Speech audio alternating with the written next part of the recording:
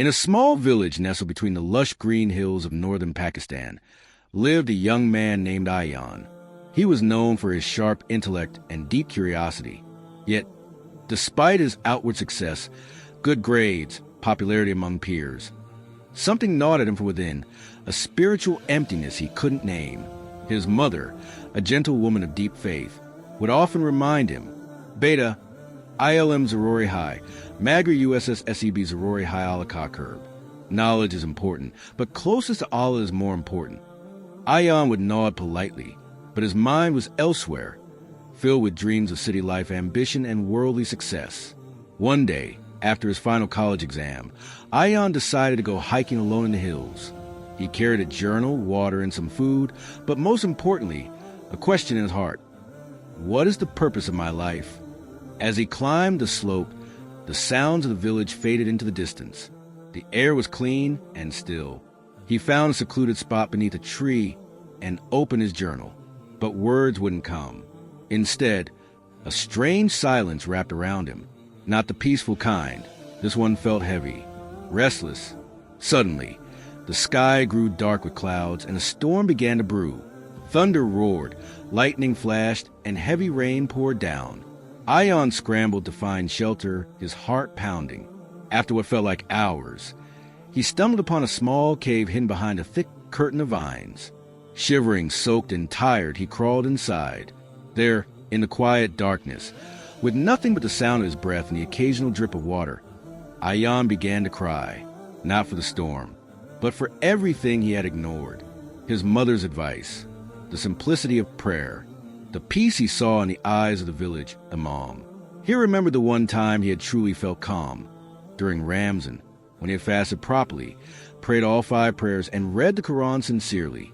That month had felt different, lighter, and now, in this dark cave, he longed to return to that light. In desperation, he reached into his backpack. At the bottom lay a small, folded piece of paper, a gift from his mother the morning he left for the hike. It read, "And whoever puts his trust in Allah, then he will suffice him." Surah At-Talaq, 65:3. He read the verse again and again. "And whoever puts his trust in Allah, then he will suffice him." Tears streamed down his face, not of sorrow, but of awakening. That night, in the darkness, something changed. Ayan closed his eyes and whispered, "Ya Allah, I don't know where I'm going, but I want to come back to you. I want peace that only you can give." When the morning sun broke through the clouds, Ayan stepped out of the cave with a quiet heart. The storm was over, not just outside, but within him too. He returned to the village, but he was no longer the same. He began to wake up for Far, even before the Azan. He joined the Masjid's Quran study circle, not just for knowledge, but to feel Allah's words in his heart. He apologized to his mother. She smiled through her tears and hugged him tightly. "This is a dua I've been making for years," she whispered. His friends didn't understand. "What happened to you?" they asked. He smiled gently. "I met myself in a storm and found Allah waiting there." Months passed, and Ayan started teaching the village children, not just science and math, but lessons about kindness, humility, and prayer. He would often sit under the same tree on the hill, journaling his thoughts.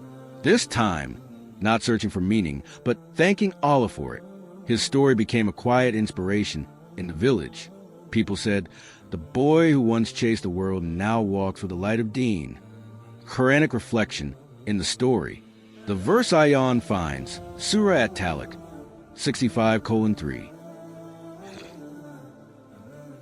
"And whoever fears Allah, he will make for him a way out, and will provide for him from where he does not expect. And whoever relies upon Allah, then he is sufficient for him." This verse acts as a turning point for Ayan's journey. Closing dua. Ya Allah, just as you guided Ayan in his moment of darkness, guide us when we are lost. Soften our hearts, open our eyes, and draw us closer to you.